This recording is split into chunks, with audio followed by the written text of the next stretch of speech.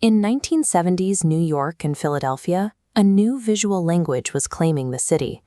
Aerosol tags spread across public transit and architecture, blanketing subway cars and brick walls in dense, overlapping layers.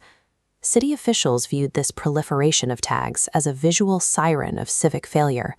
In neighborhoods hollowed out by neglect, graffiti served as a manifestation of crime and systemic urban collapse. This medium was born out of abandonment. It was a way for residents to carve their presence into a city that had largely stopped caring for them. Today, that same aesthetic is a globally respected medium. Works created illegally to mock the elite are now chiseled out of brick and sold for millions at premier auction houses. This raises a question of value. How does an act of vandalism become an economic and cultural pillar of the modern city? To understand the shift, we have to look at how the mechanics of breaking the law dictated the artistic style. By the 1980s and 90s, artists moved beyond simple lettering. They needed more sophisticated iconography to communicate broader social messages to the public. But the clock is always running on an illegal work. Every minute spent detailing a piece increases the likelihood of an arrest. This physical constraint led to the rise of the stencil.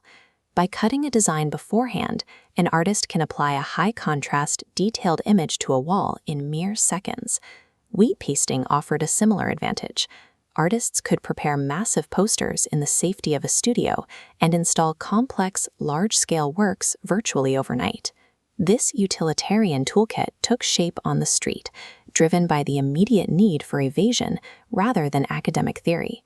Because stencils and posters are easily reproducible, they quickly turned localized turf wars into a unified global language. In Berlin, the remnants of the Cold War became a monument to reunification. This grid of murals shows how political messaging can reclaim a symbol of oppression. Bogotá uses large-scale narrative muralism to tackle social justice and historical memory, making these conversations unavoidable in public spaces. London acts as a hub for direct anti-establishment satire, utilizing stencil culture to critique power structures in the middle of the street. Figures like JR have pushed the scale further, using the street as a democratic gallery to amplify human connection through massive portrait installations. Even in conflict zones where traditional galleries are inaccessible, artists like Shamsia Hassani use graffiti rooftops to give a public voice to marginalized groups. By bypassing traditional gatekeepers, street art democratized global resistance and turned the city itself into a canvas.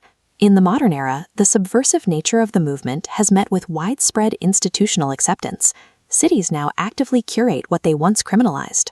Nulban's laneway culture is a prime example, where governments establish legal zones specifically for artistic layering. Municipalities that once spent millions erasing tags now commission monumental overpass murals to anchor their neighborhood revitalization projects. This shift fuels a process known as art washing. As the density of street art in a neighborhood grows, property values and commercial interest often follow on a steep curve. This resulting gentrification can systematically price out the original, marginalized communities the artists initially intended to champion. Street art has reached a peak of cultural influence, but at a cost. The very art born as a protest against abandonment now serves as a primary engine for property speculation.